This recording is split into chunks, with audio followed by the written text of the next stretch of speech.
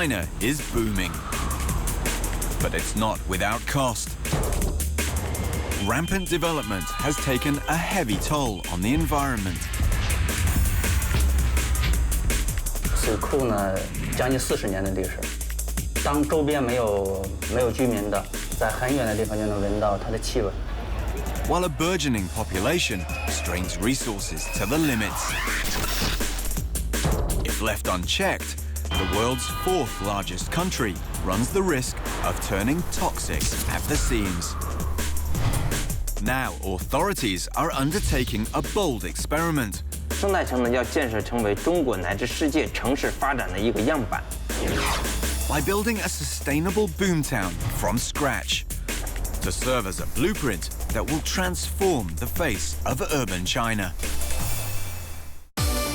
Asia is booming. Its population nearly quadrupled within a century. These boomtowns are fueled by more than human or natural resources. Radical innovations are making them livable and sustainable. But the challenge of achieving these innovations can be tough, and the answers are never straightforward.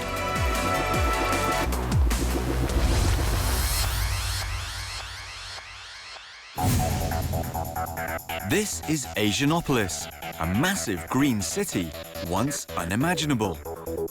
Sustainable technology is integrated into every building to achieve zero energy consumption, while an integrated grid of renewable energy resources powers the megacity. In this future city, everyone has access to an abundance of clean water.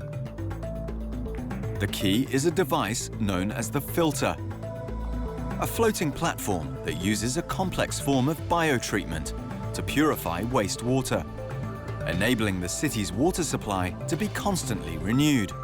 The incredible technology for this device can be traced back to early 21st century China. Tianjin, China's largest and most prosperous port city to the northeast. But decades of unchecked industrialization have led to severe pollution, even as the city struggles to sustain a population of over 10 million. The city now faces the threat of stagnation. But Tianjin's problems are common throughout China. To ensure that the country continues to grow, a solution has to be found fast. The Chinese authorities looked to an unlikely source for inspiration. Located at the southern tip of the Malay Peninsula, Singapore is one of Asia's richest and most modern cities. The tiny island state's ability to thrive, despite its lack of natural resources, has long impressed China. The governments of China and Singapore decided to embark on a unique partnership. Their mission to undertake an experiment that will radically rethink the way cities can be built. The result, the Sino-Singapore Tianjin Eco-City, a sustainable metropolis that will be engineered from scratch.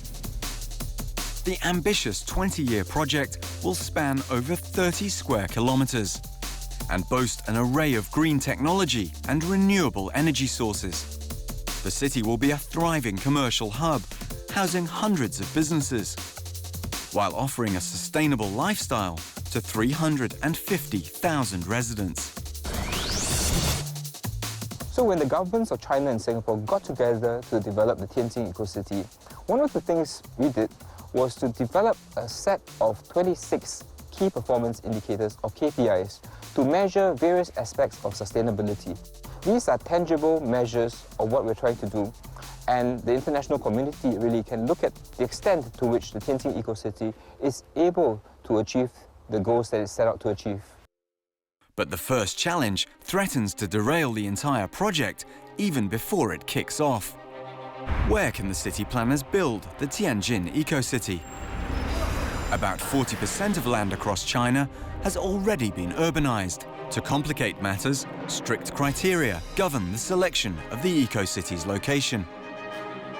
Firstly, the new city can only be developed on non-agricultural land. Secondly, it has to be situated in an area where existing water shortage issues need to be addressed. City planners surveyed 4 different locations across China before deciding on the final site. A desolate wasteland, once a former industrial dumping ground, just 40 kilometers away from Tianjin city center.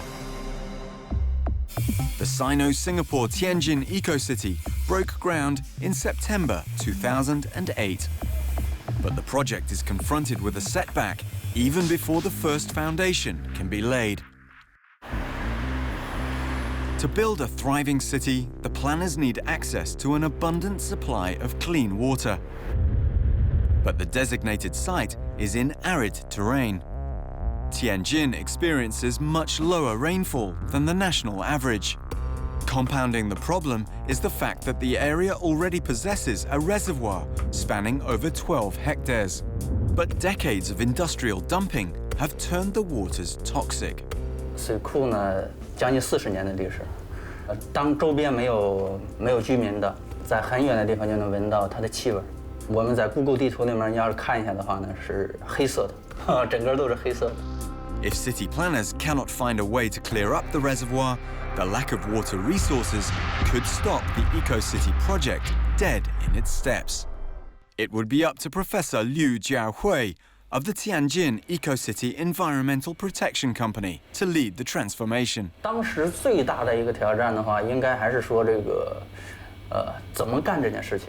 这个整个的这个实施过程中，方法没有，我们首先要建立一整套的方法，因为这个领域在国内是个空白。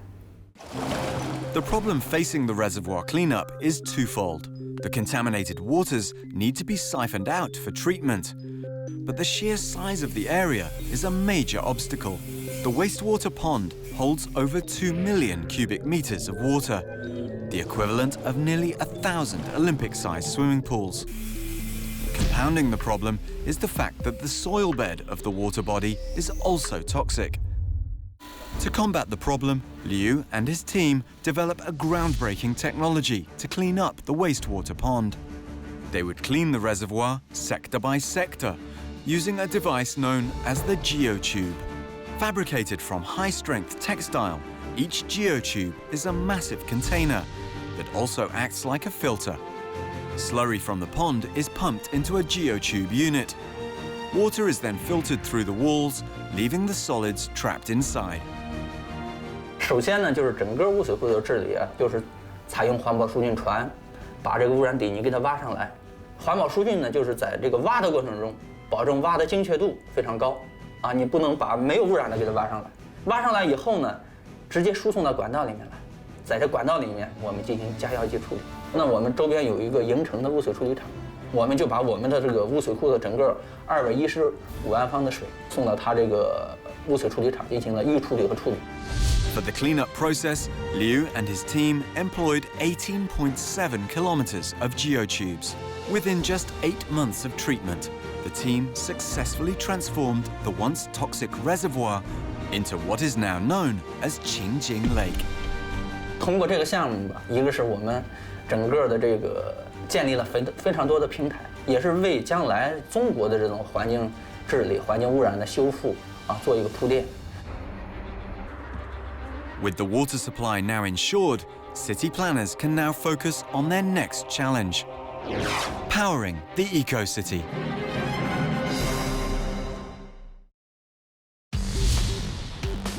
In the future, dangerous forces of nature will be transformed into agents of energy. The Vortex engine is a state-of-the-art power station that artificially creates a tornado that then turns hundreds of wind turbines.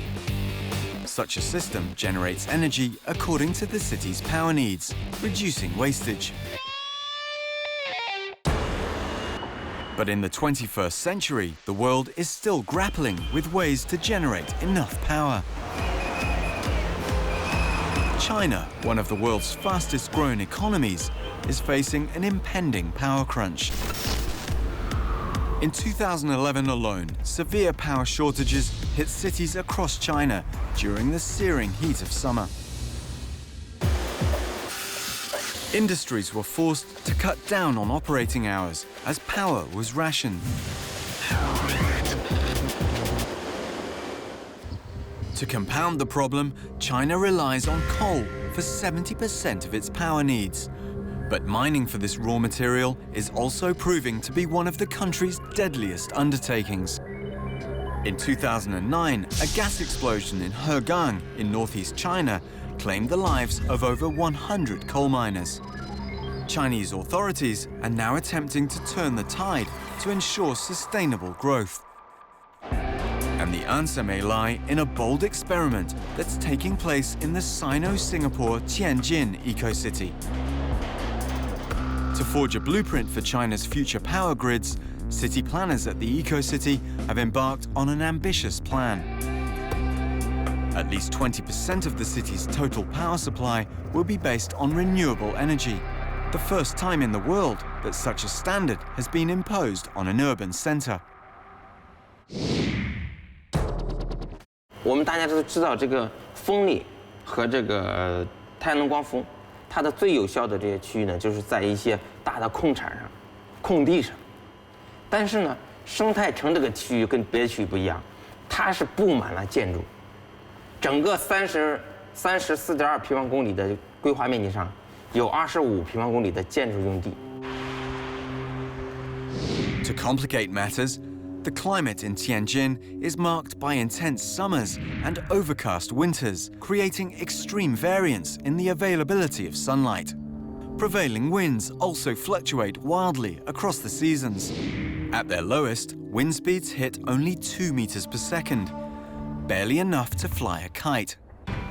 To adapt to prevailing climate conditions, city planners decided to employ a variety of renewable energy devices. To maximize sunlight, engineers installed a sea of solar panels on the eco-city's eastern boundary. These panels can generate up to 6.6 million kilowatt hours, enough to power nearly 5,000 households for a year. 5 giant wind turbines were also installed at the mouth of the city's historic G Canal. Specially designed to operate even with light breezes, these turbines are sturdy enough to withstand strong winds. Meanwhile, engineers devised a network of smaller wind turbines and solar panels to augment the power grid. 为什么我们一开始选择这么多种风机呢？选择这么多种产品呢，在生态城应用呢？因为生态城在起步阶段，我们呢，首先呢，大面积的选用这些适合在这个北方地区和在生态城这个地区使用的这些风机，全部要在这里边进行一个展示。经过2到3年的这个实际的运行呢，我们看效果，谁的效果最好，我们以后呢就有可能就大面积推广哪种风机。But planners soon faced an unexpected problem. During favorable conditions, energy generated may outstrip usage, leading to severe wastage. While low seasons of power production may see the city struggling to meet demand. To maximize efficiency, city planners must find a way to integrate the various power generators. Their solution? A power generation and storage plant, simply known as Number 2 Energy Station. The facility will be China's first integrated power station featuring sustainable technology. It will also be one of the first in the world to combine up to 5 different sources of renewable energy. 常规的能源站呢，它就是一种能源供应模式。但是我生态城这个东半沿能源站不一样，它呢不仅仅有常规能源所说的3联供系统，更主要呢这里边有这个电热泵、水蓄能、余热回收，还有这个光伏幕墙等等这些技术在里头。所以说呢，它这个是技术上的耦合利用，这是与常规能源最不一样的地方。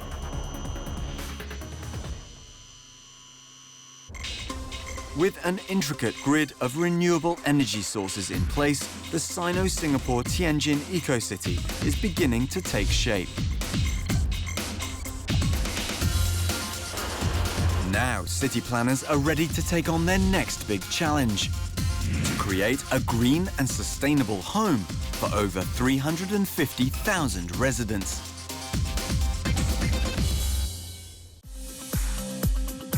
In the future city of Asianopolis, entire communities would live and work in eco-skyscrapers.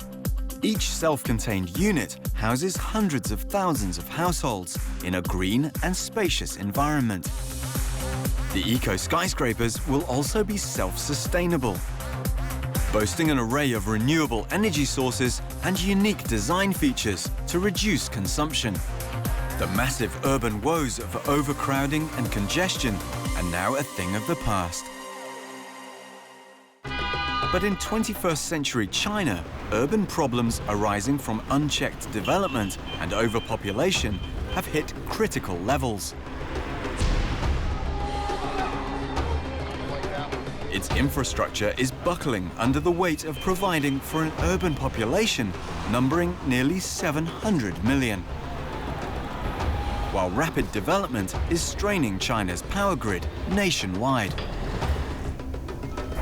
The awakening dragon now faces the danger of bursting at the seams. In the Sino-Singapore Tianjin Eco-City, city planners are undertaking an experiment. Their mission to create a city blueprint that will solve the urban crisis plaguing China. 生态城啊提出来的这个目标就是要实现那个4节一环保、绿色建筑的要求、3和3能的要求。首先呢，就把能源呢作为我生态城一个最主要的一个理念。所以说，在这个过程中呢，我们就是说如何减少能源的这个利用，这是我们最根本的一个，也就是说节能。 One of the eco-city's key objectives is to provide a sustainable home to over 350,000 residents. Green buildings that consume a fraction of the energy required by traditional structures will form the city's core. But planning green neighborhoods, what more an entire city, is unprecedented. The planners decided to address the challenge in stages. Firstly, they looked to a familiar urban icon on the island of Singapore for inspiration.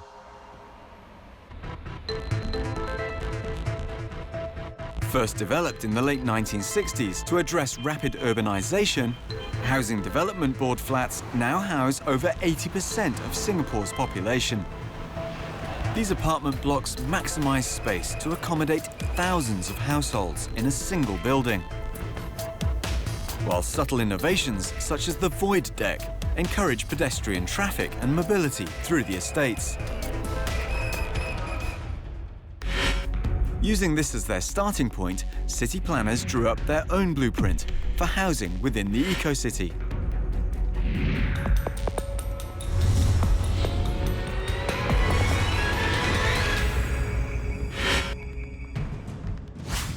Their mission: to ensure that these residential buildings are green and sustainable. But the team encounters a major obstacle. During summer, temperatures in the Tianjin region soar above 30 degrees Celsius and drop well below freezing point during winter. Massive amounts of energy would be needed to provide climate control for the buildings. One possible solution would be to install renewable energy sources. But this would prove too costly on a citywide scale. So city planners hit on a simple solution. The first thing, go for passive design features that don't cost money. And that is always the first principle when we approach a green building. We try to have as many windows facing the south, all right? Because that is the one that gets the sun, and lesser windows in the north, because the north is the one where in the winter cold winds will blow. But as a whole, you have that amount of window space because you need to bring in certain amount of sunlight into the building because you don't want the building to depend on artificial lighting. To improve sustainability, low-cost green features such as solar water heaters and panels were also added. To push the envelope, city planners embarked on a number of special projects. These landmarks would be the eco-city's showcase by employing state-of-the-art green technology. One example is the international school, Tianjin GEMS World Academy. Built on a land area of over 20,000 square meters, the eco-school boasts passive features that leverage on natural light and ventilation to reduce energy consumption. The school has also been fitted with renewable energy sources. Omnidirectional vertical wind turbines that require less wind to operate are strategically placed on the rooftop, while an array of solar panels provide electricity and thermal water heating. To top it off, geothermal energy extracted from the Earth's crust is tapped to provide climate control throughout the seasons. With a slew of sustainable residential estates and a variety of zero-carbon buildings in the works, the Tianjin Eco-City is slated for completion around 2020. Then, over 350,000 residents will experience living in sustainable homes that are a glimpse of the future.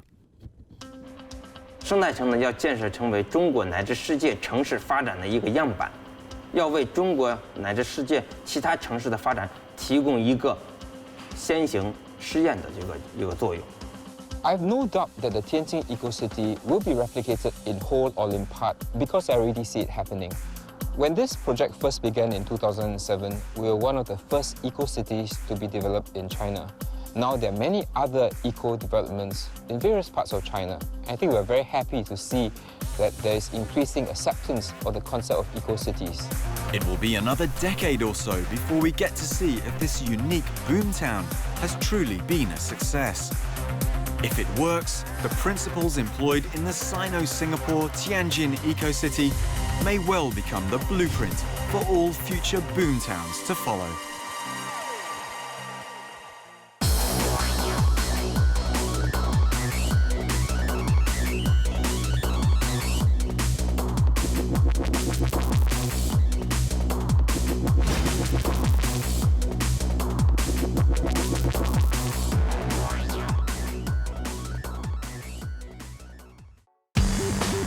Singapore, the glittering economic jewel in the heart of Southeast Asia.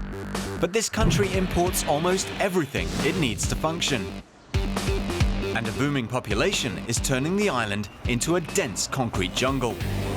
Singapore has limited land space. Applying large scale of wind farm or solar farm is difficult.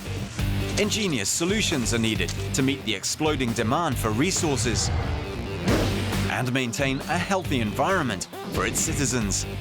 我觉得这一代如果我们不做的话，我们下一代要面对的问题，他们会很辛苦。 Will these solutions secure a more sustainable future for this boomtown? Asia is booming. Its population nearly quadrupled within a century. These boomtowns are fueled by more than human or natural resources. Radical innovations are making them livable and sustainable. But the challenge of achieving these innovations can be tough, and the answers are never straightforward.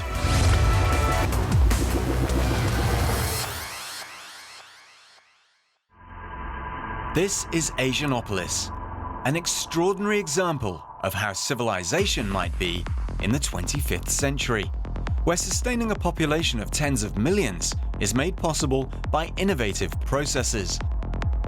Like these skyscraper farms, each vertical greenhouse contains a diverse assortment of produce and can provide enough food to sustain a whole district. In Asianopolis, food scarcity will be a thing of the past. And it was mankind's ingenuity in the 21st century that could bring food production to such grand heights. With a land area of just 716 square kilometers and a population of more than 5 million, Singapore is one of the densest countries in the world. With so little space, large-scale food production is not something the country can afford. In terms of food security, Singapore would like to produce as much food as we can locally. However, with the available farmlands, we can only produce about 7% of the vegetable supply to Singapore. With a rapidly increasing population, this is not enough to ensure the country's food resilience in the future. In the 1980s, the government tried to maximize yields by introducing intensive agro-technology farms. High-tech methods such as hydroponic and aeroponic farming were applied.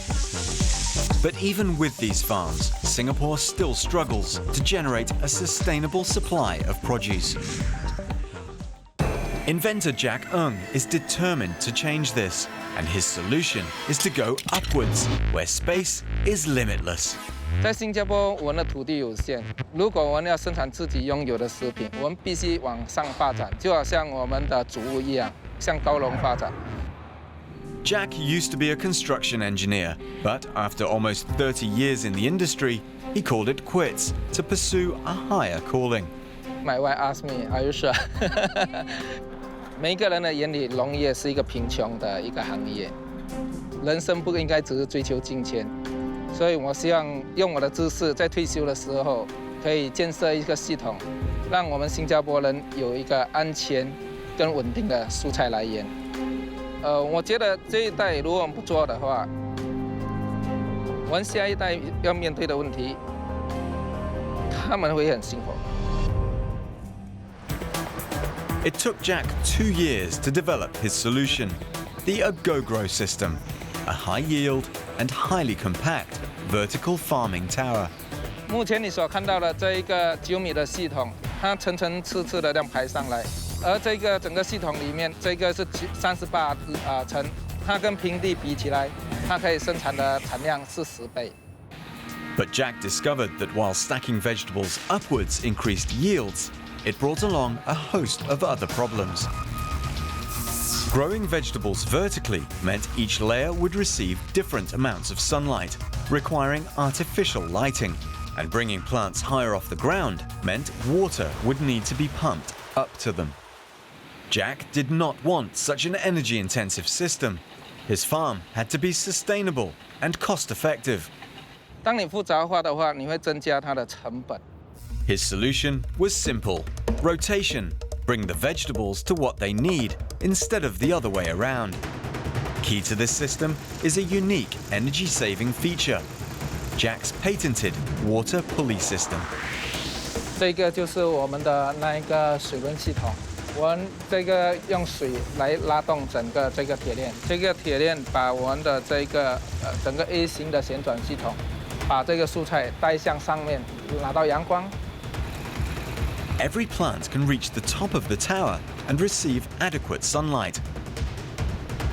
Each tower only needs half a litre of water and a small amount of electricity to rotate completely. And instead of pumping water up, the vegetables are brought down to a water trough. 我们的水车的那个水分，它流下这个槽底下，让我们的植物可以吸收。 Compared to conventional farming, there is little runoff with this method. 因为在传统，他们是水跟营养是从叶面上下去的话，你会浪费很多水。而我的正水法就让那个泥土从下面把水分吸上来。 With his cost-effective AGOGRO design, Jack's farm is the first in the world to turn vertical farming into a commercial reality. But Jack's dedication to an eco-friendly solution has left his vegetables vulnerable to another problem: pests. Refusing to use pesticides, Jack has implemented a number of measures to minimize their threat. 我们的系统是搭建在这大盆上，这个大盆呢就已经把昆虫大部分都集结它们进来。当然，我们也需要避免说，如果我们的工人把这个昆虫带进来的话，我们怎么办？所以我们有这一个面板，让我们可以观察到底有什么昆虫，它跟着我们的员工进来。这边我们可以知道它的昆虫的量，我们可以用不同方式来对付它，这样我们可以不需要用那一些农药或者杀虫剂。 Just months in operation, Jack's farm is already commercially viable. Traditionally, our farmers can produce about 200 tons of vegetables annually per hectare of land. And with our system, we can produce 1,000. And the modular design of the AgoGrow system means it can be scaled up and set up virtually anywhere and bring domestic food production to another level. We hope that with this system, we could at least achieve 40% of the total supply of vegetables in Singapore. A system like ours could possibly produce enough vegetables for the whole city. Jack's vertical system is proof that even with little land, food self-sufficiency is possible. As Jack brings agriculture to new heights, in another part of Singapore, a different type of vertical greening is making international headlines.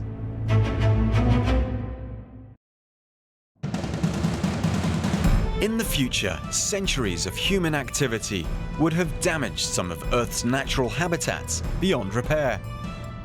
These are Mother Nature's last refuge, Asianopolis' gene banks. Self-contained conservatories that can artificially sustain entire ecosystems of endangered species.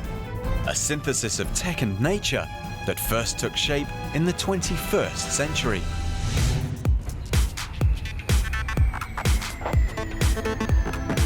With half the world living in cities, boomtowns like Singapore are struggling to balance their urban expansion with the natural world. Natural spaces have always been a priority for the Singapore government. As the third most densely populated country in the world, Singaporeans need space to breathe. We are all living in concrete boxes. We are developing Singapore for people.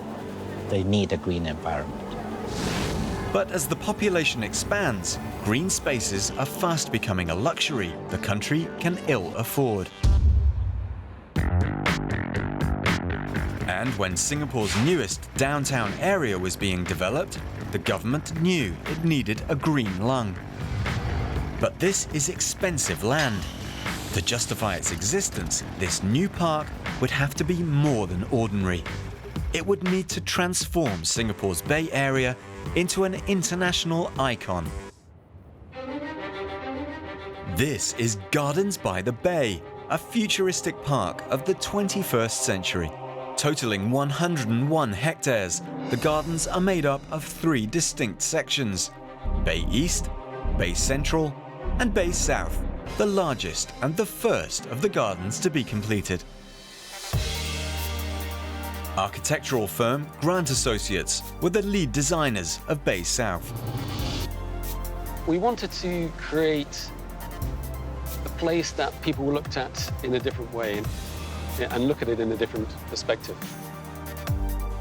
Taking center stage are these domes, the garden's climate-controlled conservatories, one of which is the largest in the world, the Flower Dome, which houses plants from cool, dry Mediterranean-type climates.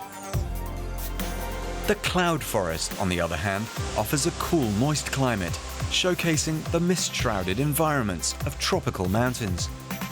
These habitats that the domes recreate are at high risk from climate change, making them valuable time capsules of significant conservation importance. However, creating these cool environments was no walk in the park. Singapore is right on the equator, with a hot and humid climate averaging a sweltering 30 degrees. These domes have to be eco-friendly, and conventional air conditioning would not cut it. From the outset, the sustainability was a key consideration. The conservatories introduce a number of innovative materials and technologies to ensure that they can be delivered in the most sustainable way. State-of-the-art technologies were carefully integrated into the gardens to make the domes as energy efficient as possible.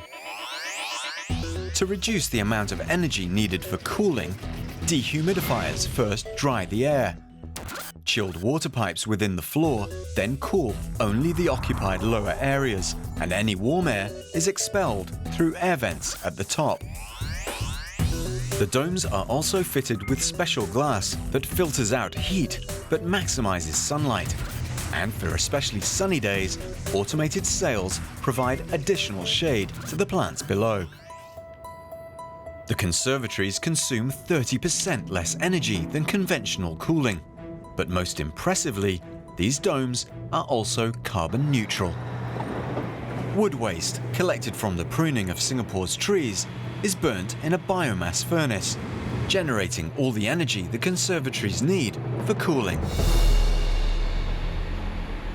And exhaust gases from the furnace are expelled through a chimney, intelligently disguised as one of the garden's iconic super trees.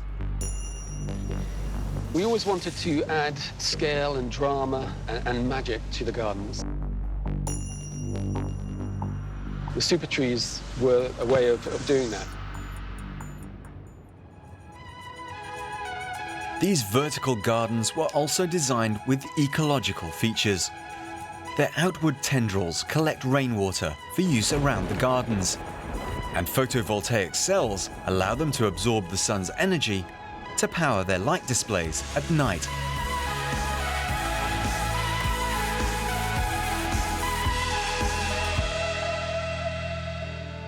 But Gardens by the Bay has been designed to be more than just a pretty garden.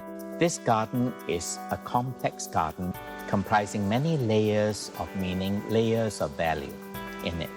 Not just with the vegetation planted, but the messages and the educational role it plays.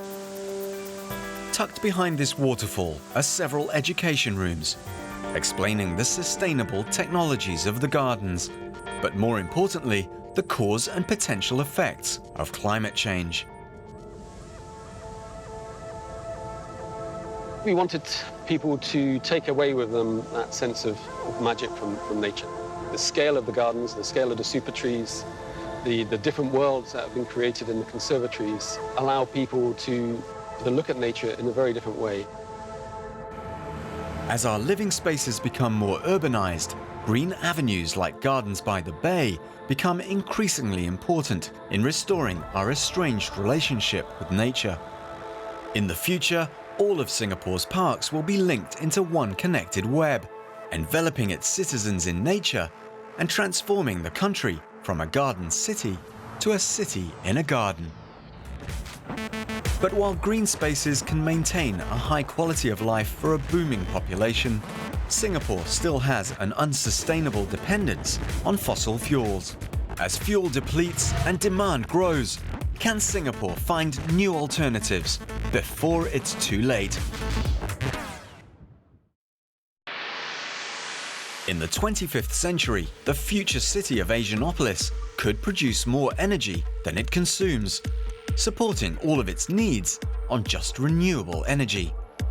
Like this transoceanic rail tunnel, a high-speed rail system powered entirely by waves. Compact wave energy converters capture the tiniest of wave movements, transforming their energies into electricity and powering the entire rail system. Such an extensive use of wave energy could be possible due to innovations of the 21st century, when the world was on the verge of an energy crisis. The Earth's supply of fossil fuel is almost depleted, and Singapore is in a race against time to find alternatives. Going renewable is the best solution, but for Singapore, this is easier said than done. There are many forms of renewable energy available in the market, such as wind and solar. However, Singapore has limited land space. Applying large-scale farm is difficult. Henry is a naval architect by trade. Most of his life was spent dealing with the sea, and it was in the sea that Henry saw Singapore's answer to its energy crisis: wave energy. Singapore has 600 square kilometer sea space where we can harvest the wave energy to become our alternative source of electricity. But there's one problem. Singapore is not known for having powerful waves. Typically, to harness wave energy, devices called wave energy converters are used to generate electricity. However, existing devices are meant for larger waves. They have low efficiency, able to convert only a quarter of a wave's energy into electricity. Many other technology are not suitable for such wave.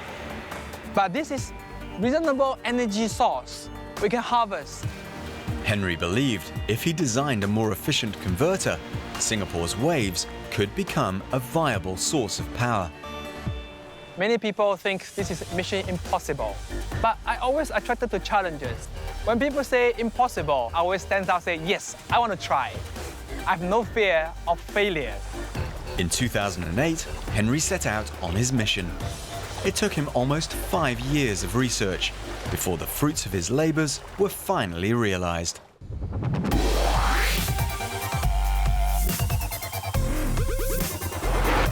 Let me introduce you my invention, Dracul, the Dragon King of Ocean.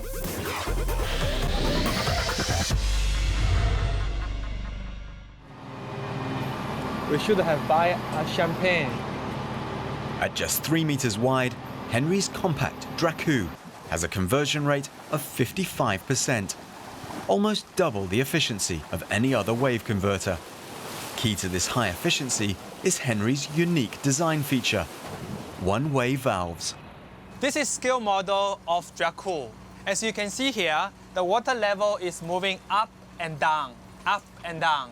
This irregular motion of waves makes it difficult to generate power consistently, resulting in low efficiency.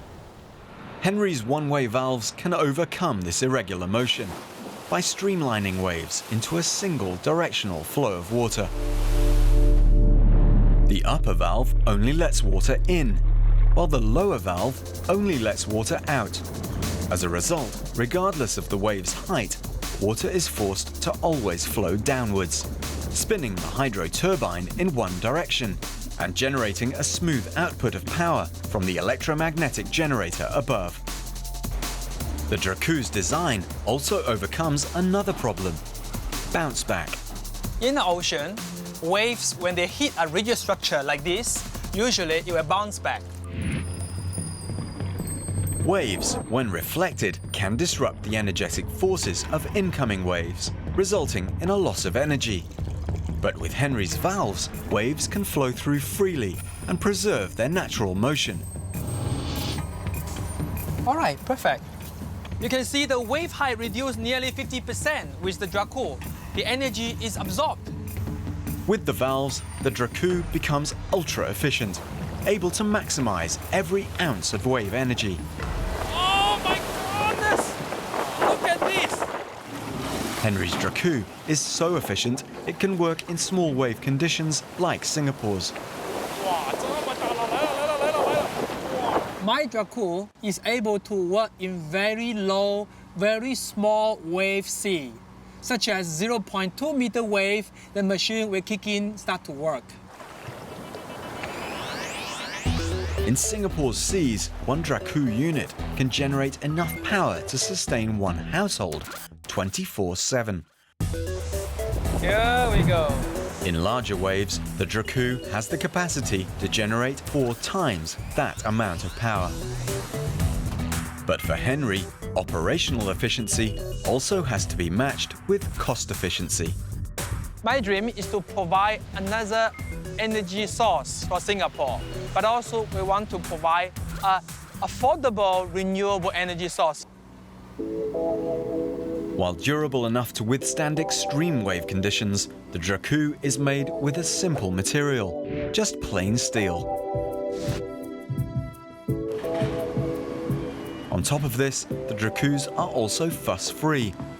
Their simple modular design allows for quick installation and easy maintenance. With the Dracul, Henry might just have unlocked Singapore's waves as a potential source of energy. An array of Dracul, say 25 units of our current Dracul B product, can power 75 households in Singapore. No problem. With wave energy, vertical farming and green urban planning, Singapore is striving for a sustainable future, finding new ways to produce food and energy and maintain green spaces for a high quality of life for its citizens. This boomtown is set to meet the future demands of its expanding population and soar into even greater heights.